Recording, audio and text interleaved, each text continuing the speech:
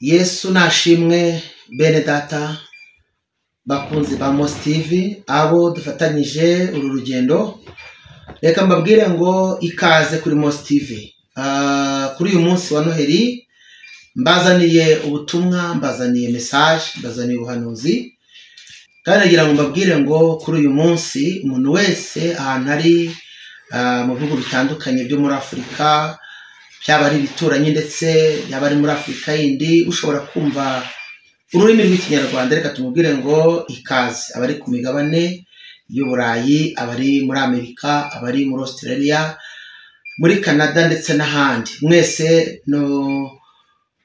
reka tuvuge ngo ni umwanya wo kubasuhuza tubifuriza ikaze kuri Mos TV. Wowe rero utari wabasha gukora subscribe, turagusaba kuyikora, share na comment, mukatubwira ibyo dukora niba bibanyura, mukatuganiriza kugira ngo dukomereze aho ngaho. Imana iduhane umugisha. Hanyuma rero ndagira ngo mbere yuko dutangira n'ijambo ry'Imana tubanze dusenge. Ariko tutari twanasenga, ndavuga ngo wowe ufite ibibazo, urwaye, utameze neza, ufite intambara, ufite ibihe bibi biri gutuma ufite kwiheba muri wowe, reka mubwire ngo Yesu ni umwami ku buzima bwawe. Hari igihe kimwe uzabyuka wishimye, Yesu agakuremera amateka mashya. Ndagira ngo rero dusenge Imana, hanyuma tubane muri iri teraniro ry'uyu munsi, kandi Noheli Imana iguhaye uyakire. Mwami Yesu Kristo, turagushimiye kandi turaguhimbaje. Ugira neza, uri umukozi w'umuhanga. Kuri uyu munsi yo kuri tariki 25, munsi twibuka ivuka ryawe Yesu, nyemerera umuntu wese ugukurikiye Kristo yumva ijambo ryawe ahembuke kandi agubwe neza. Ijambo ryawe rimugwe neza, rimubere ubuzima, rimubere impinduka, rimuremera amateka. Kandi Kristo aho mwami yarababaye uhakore kugira ngo umuremere ubuzima bushya. Abaguwe nabi, abari mu ntambara, abarwayi, bose turabasengeye. Iri jambo rikore ku mitima ya benshi, rihumurize, rireme amateka bundi bushya. Tugucire bugufi, tuguhaye karibu n'ikaze muri byose mu izina rya Yesu, amen. Murakoze cyane. Ndagira ngo twifashishe ijambo ry'Imana dusanga hano mu kubara ibice byaho 24. Dusome imirongo itari myinshi, n'umurongo wa 16 n'uwa 17. Niyo mirongo yombi gusa. Ni ijambo ry'Imana rivuze ngo 16 kubara, haravuze ngo haravuga uwumva amagambo y'Imana akamenya ubwenge bw'isumba byose, uwerekwa ishobora byose, wikubita hasi akagira amaso areba. 17 ati ndamureba ariko si ubu, ndamwitegereza ariko ntandi bugufi. Inyenyeri izakomoka mu bwoko bwa Yakobo, inkoni y'ubwami izaboneka iturutse mu bwoko bwa Isirayeli. Izagiriza inkiko z'i Mowabu, izatsinda hasi abasheti bose. Mwakire neza ijambo ry'Imana. Ni ijambo rivuze ngo uyu munsi kuri Noheli, ni ijambo nshaka kugira ngo tuganire kandi uryumve. Rivuga ngo na mbere yaho yari umukiza, na mbere yaho, na mbere y'uyu munsi, na mbere y'iyi tariki, na mbere y'uko umumenya, na mbere y'uko we witwa umukristo, yari umukiza wawe. Kuko impamvu yari umukiza wawe nuko yagukijije utaranamumenya. Biravuze ngo Yesu yakubereye maso akugirira neza. Imana ishimwe. Hanyuma tubonye iri jambo ariko ririmo rivuga ku kuvuka cyangwa se umuhanuzi. Uyu muhanuzi bibutse ko yitwa Baramu. Baramu yari umuhanuzi ukunda guhanura, ariko agahanura akoresheje cyangwa se akoreshejwe n'ibiguzi. Uyu mugabo rero Baramu ahanura kuvuka kwa Yesu. Ndashaka kukubwira ko kuvuka bivuga umwana mushyashya. Kuvuka ubwabyo bisobanura ngo ni umwana mushyashya. Rero Yesu Kristo yarabonetse ari mushya. Reka mvuge ngo ni ubuzima bushya Imana yari ihaye abantu bari mu isi. Imana ishimwe. Ijambo rya mbere ry'ubuhanuzi naguha, ndagira ngo nkubwire ngo kuvuka kwa Yesu turimo twizihiza ntibize gutuma urangara ubu abantu benshi muri Noheli bahana impano, abantu benshi barasohokana, abakunzi bakajyana hirya no hino, mukajyana ku mabici. Ariko reka nkubwire ijambo rimwe kandi rize kugufasha, iminsi mikuru uyihagararemo, kuko ndi kumva cyane rwose nakubwira ngo iyi minsi mikuru nigutere kwirara ngo wibagirwe intumbero yawe, wibagirwe umurongo ufite, wibagirwe icyo Imana igushakaho. Ijambo rya mbere, mu minsi mikuru ya Noheli abantu bahana impano.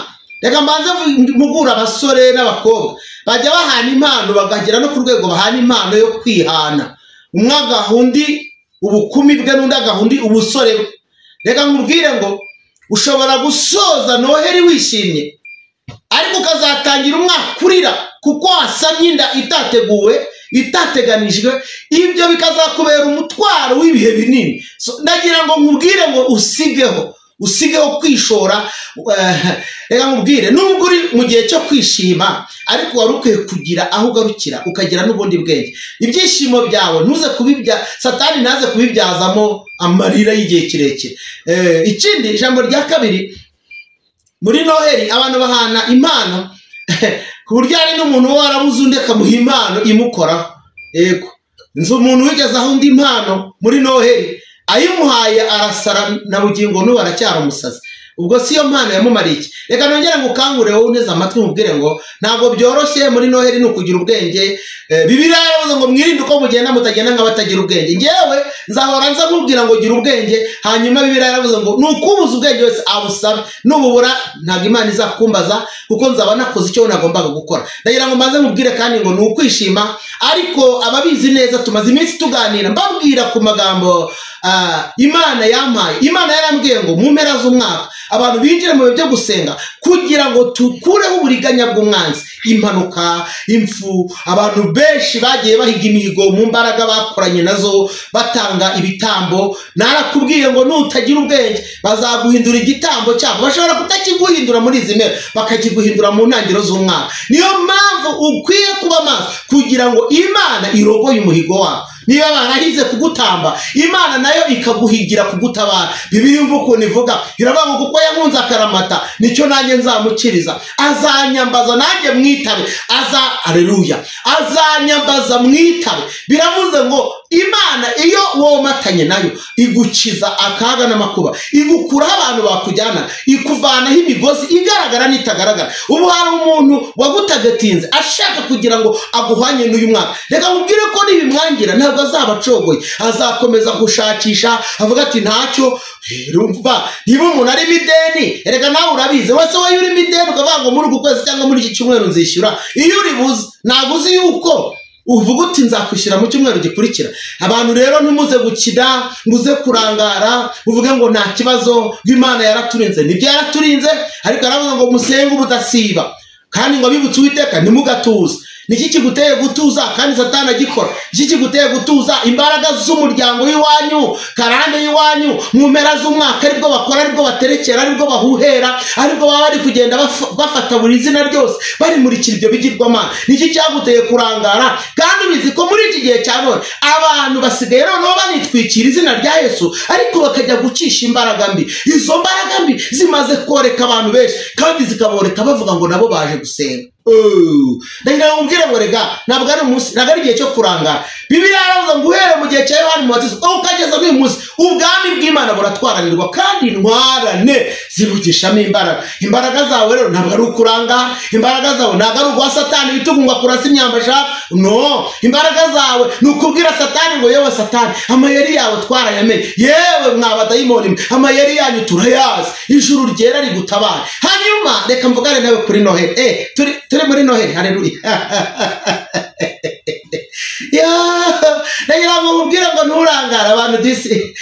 Hari umugabo waririmbye aravuga ngo akazapfa kabungira kazakwica, ariko nakazakira kabungira kazagakiza. Wabungiye Yesu uzagukiza.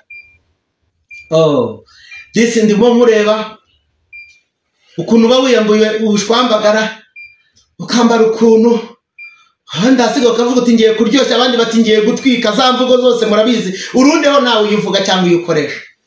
Ndabizi ko hari ibyo uvuga ariko ngira ngo ubwire ngo Satani we ntabwo aba ari mu birori nk'ibyo urimo.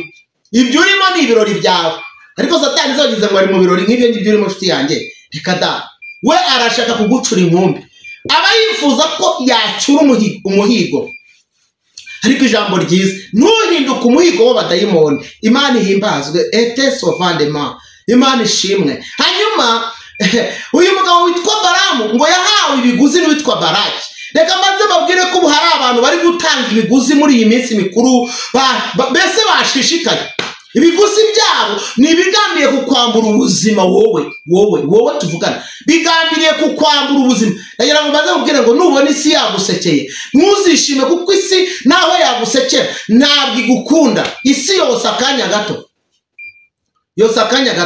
hanyuma ngo arangije ngo yemera rwose kujya mu biguzi. Baraki aramubwira ati ngwino, hari ubwoko nabonye bwanteye ubwoba, numvishe inkuru zabo zintera ubwoba. Aramuhamagara, Balamu aragenda. Reka mubwire Yesu Kristo uyu nguyu turi kwibuka, abantu benshi bamwe bajya banabikereza bakabasi bundi ngo kuki ngo tubyibuka ngo ku itariki 25 bifite impamvu. Ni ukuvuga ngo Yesu Kristo yavutse mu gihe amatungo yashoboraga kurisha ku misozi, abashumba bakuye inka n'intama mu biraro, kandi muri biriya bihugu byo mu burasirazuba bwo hagati mu bihe by'ubukonje nta muntu ugenda, ntabwo bikunda, amatungo ntabwo ajya hanze. Hanyuma rero abantu bazi kubara, barabizi neza ibihe by'ubukonje bya bindi uzi bikabije. Nukurikira uraza gusanga barabaze bareba igihe gikwiriye. Yesu yarakwiye kuvuga abantu bashobora kujyana amatungo hanze. Hanyuma barabati ni iki gihe gikwiriye?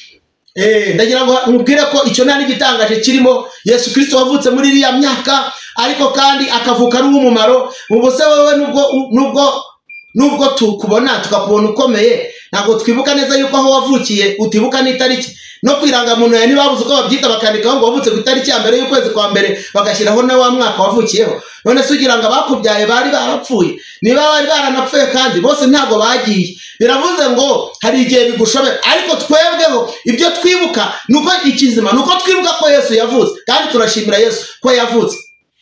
Mbona no kubwira abandi bantu bavuga ngo badukuye ngo gusenga ngo Imana z'i Rwanda, ngo none ngo batuzanye gusenga Imana z'abanyamahanga. Ariko reka ngo baze ubundi usibye ko abantu mwirengagiza, Imana yagukishije gusenga byangombe byaba bingana Nyabingi binego bya Kajumba. Reka nkubwire, niba shaka bari Imana y'abanyamahanga ipfa kuba yaratubohoye. Turashimira Yesu waje. Ese ntabwo muzi ko Yesu yatubohoye ingoyi? Ntabwo mwibuka amahoro abantu bari babuze? Abantu bajyaga baryama bakarara bari, ariko Yesu iyo yinjiye mu mutima abantu bararuhuka, kuko Yesu yitwa Karuhura. Yaravuze ngo nimwiyikoreze amaganya yanyu kuko yita kuri mwebwe. Niba wenyine wavuze ngo mwese abarushye n'abaremere muze musange ndabaruhura. Ndagira ngo mubwire ngo ubwo bamusuzugura, niba wenyine wafashe ijambo na baso wanyu na banyogosenye na banyoko wanyu batashoboraga gufata. Yesu yipeveye ubuzima bw'abantu baragutaye. Imana ishimwe. Ibyo bindi rero bakwicisha bakagutwara muri iyo mudi idasobanutse, bagatuma uyemukira Imana, kandi Imana ari igenga ubuzima bwawe. Ubishyire ku ruhande, wibuke Yesu Kristo wakomotse mu rubyaro rwa Dawidi, turimo tumwibuka. Hanyuma uyu mugabo ngo ijambo ry'Imana ndarikunda abana, ijambo ry'Imana ni ryiza. Ngo arangije ahabwa message, Imana ishimwe, ngo Imana yohereza marayika aza kumutangira, ahura n'indogobe, ngo atangira gufora inkota ngo amwice. Ariko ko kandi ya nkota ngo yafoye cyangwa se yakuye, indogobe ikayibona, Balamu ntayibona, kugeza aho indogobe ivuga. Reka mbabwire, ubu mwaze kumva, ariko nagira mbabwire ngo hari n'ibizajya bivuga. Hari igihe uzajya wumva isi kuvugisha, ariko zikumva umuntu muri kumwe akubwira ngo ariko nawe wari umurokore ibi ngibi urabikora, ariko urumva abatari indogobe ivuganye nawe. Kugeza aho utumvira ijambo ry'Imana, ntiwumve ubuhanuzi, ntiwumve abakozi b'Imana, ntiwumve twe tuguhanurira turi abashumba Yesu yahamagaye. Urumva ugira ngo ubundi wowe ntukeneye kuvugana n'indogobe. Imana igufasha. Reka mubwire, uranga kubyumva, ariko n'ubundi amaherezo uzabyumva, kandi uzabyumva ukeneye amasengesho arenze ayo wari ukeneye none. Reka mubwire ijambo ryiza, ngo arangije ngo indogobe iramubwira ngo noneho rero, noneho winkubita sanzwe nkumvira, ariko uri kumpora ubusa, kubera ko ngewe icyo nabonye ntacyo wabonye. Balamu ati mba nkwishe. Marayika ati nanjye mba nakwishe Balamu we. Aramubwira ati none ubwoko ugiye kureba ni abantu banjye, ubitondere. Ngo Balamu ngo yinjira mu mwanya, ariko afite kondisiyo. Reka mubwire ijambo ry'ubuhanuzi bwawe, ni ijambo rivuga ngo nubwo bagutanze, ariko Imana nishyiraho kondisiyo ituma batagushobora. Urwobo bacukuye Imana yarusibye bucece. Ayiwe, ubu hari abaraye bazi ko bari buguhitane, ubu hari abari bazi ko bari bugukubitisha inkuba itagira amazi, ubu hari abazi ko bari bukwicisha impanuka, ubu hari abari bateguye kugukorera ubugome bw'uburyo butandukanye. Ariko hashimwe Imana, hashimwe Imana itaratumye Satani akugeza muri urwo rwobo. Reka mubwire ngo umwuka w'Imana ari kuvugana nanjye ngo iyakoze imirimo ya mbere n'uyu munsi urongera ikora iyindi. Ariko nawe ufite inshingano yo kwegerana nayo, ufite inshingano yo kubana n'Imana, ufite inshingano yo kwitunganya, ufite inshingano yo gukiranuka, ufite inshingano. Kandi inshingano yawe ntukayihe undi muntu, ntukayihe undi muntu. Hari igihe umuntu avuga ngo ariko si ubundi ngo ni mu nsengero ngo bantu b'Imana ngo rega ngo nimwe mwabisigiwe. Ariko rero ubwire ngo Imana yavuze ngo umuntu wese agende uko imbaraga ze zingana. Ntabwo Imana yigeze kubwira ngo uzasenge nka runaka. Amasengesho yawe Imana irayakeneye. Kandi ibintu byose Imana igitangamo icyo bita konji. Hari naho abantu batanga icyo bita amasaziro, aribyo bita pansiyo. Ariko mu bwami bw'Imana nta pansiyo ihaba mu gusenga. Umuntu wese arinda asaza akiri umukozi w'Imana. Iyo wemereye Imana kuyikorera, Imana ikugira umukozi w'ibihe bitarangira. Imana ishimwe ngo arangije ngo atangira kugenda yinjira hirya no hino, ariko Imana ikamubuza. Ngo Imana irabanza iramubwira, ngo imwereka abo bantu, ibamwereka bari mu kibaya, ngo ibamwereka ngo bari mu intare, ngo intare ngo y'ingore, ngo idashobora kubavamo itabonye umuhigo. Ayiwe data wa twese, ngo iyo ntare ngo arababwira ngo yewe Baraki we, ngo nabarebye ngo nubwo bagandagaje mu kibaya, ndagira ngo ubwire ngo nubwo uri mu bibazo, nubwo uri mu ntambara, nubwo ufite amaganya, nubwo ufite ibintu isi kureberamo ikakubona nk'umunyabibazo, ariko reka nkubwire ngo hari yicaye muri wowe Simase Bonia, hari yicaye mu buzima bwawe, hari yapatanye kuzabaho, hari yakwimanye mbere pistifo jema aliwide more kantoni iri fose magine wa. Imana ishimwe. Iyo rero yaravuze ngo ntacyo uzaba, yaravuze ngo ntaho uzajya, yaravuze ngo baho. Imana ishimwe, baho baho baho. Nari nkubwiye ngo Imana yera niyo ifite ubuzima bwawe, nubwo hari ibigushaka, nubwo hari ibiguhiga. Ariko nari nkubwiye ngo mu ijuru habonetse itangazo rivuga ngo hejuru y'izo mbaraga ongera ubeho, ongera ubeho. Batabyumva, batanabyemera, batanabishaka, ariko ubeho, ubeho. Imana ishimwe, ubeho, ubeho, ubeho kandi ubeho rwose. Imana iduhana umugisha. Mwene data uneza amatwi, kandi ndi kukubwira ngo ni Noheri Imana iguhaye. Ni igihe cyo kugira ngo Imana ikorane nawe imirimo n'ibitangaza. Ntabwo ari igihe cyo kurangara, ntabwo ari igihe cyo kwicara, ntabwo ari igihe cyo kwishinga abantu. Reka nkubwire ngo uyu mugabo, icyambere Imana yatangiriye indogobe kugira ngo irengere abantu b'Imana. Icya kabiri, ishusho y'intare ngo ntibyagarukiye aho gusa. Imana yageze ku rwego imuhishurira ko Yesu Kristo witwa intare mu muryango wa Yuda abarimo. Reka nkubwire ngo ubu hari ibintu Imana yagiye ikoresha kugira ngo ugushaka atakugeza aho ashaka, uguhiga atakugeza mu rwobo, wacukuye urwobo atakwica. Uhimbaza Imana kugira ukiriho kubera feva y'Imana, ukiriho kubera ubuntu bw'Imana. Hanyuma bigutere kwizihiza Noheri, ariko utibagirwa umugambi, utibagirwa inshingano, utibagirwa akazi k'Imana muri wowe, utibagirwa icyo Imana igushakaho, utibagirwa gukorana n'Imana, utibagirwa kugendana nayo. Muri iyi minsi abantu buri wese yihugiyeho, baranakubwira bati bundi ibintu byo gusenga ni ibintu rwose tugomba kugenza gakeya. Muri iyi minsi abantu bafite inzitwazo nyinshi. Bamwe bati kubera impamvu z'akazi dufite, abandi bati insengero ubu ni iminsi zirafunze. Buri wese avuga impamvu bitewe n'aho ari na situasiyo ariko. Ariko rero nkubwire ngo nta rwitwazo ku Mana. Imana yaravuze ngo munkorere muze mu mahema yanjye mutinya. Kandi reka nkubwire ngo Imana ntabwo ikurindiriza icyo uri gukora none. Imana ntabwo ikurindiriza yuko abantu bafite uko bakwita, ahubwo Imana ikurindiriza umugambi ibikurimo, icyo uri kuyimarira. Umumaro wawe ku Mana ni uwuhe? Imana idufashe. Rero nkubwire ngo hari n'igihe bagutangaho igitambo bigakunda. Reka mbikubwire neza, hari igihe bakigutanga bigakunda, kuko iyo dayimoni aje agasanga mu mutima wawe hakubuye nta mbaraga z'umutima zihari, nta mbaraga zo kwirinda zihari, nta mbaraga zirukana Satani. Yesu yaravuze ngo kurwanya uruhande, mwirukane Satani azabahunga, mwegere Imana nayo izabegera. None reka nkubaze inshuti y'umusaraba, none niba wiyicariye ukaba udashaka kwegera Imana ugira ngo Satani uri mu kazi warakoroheye? ariko nuca bugufi Imana izagukirisha imbaraga zayo. Haleluya, Imana ishimwe.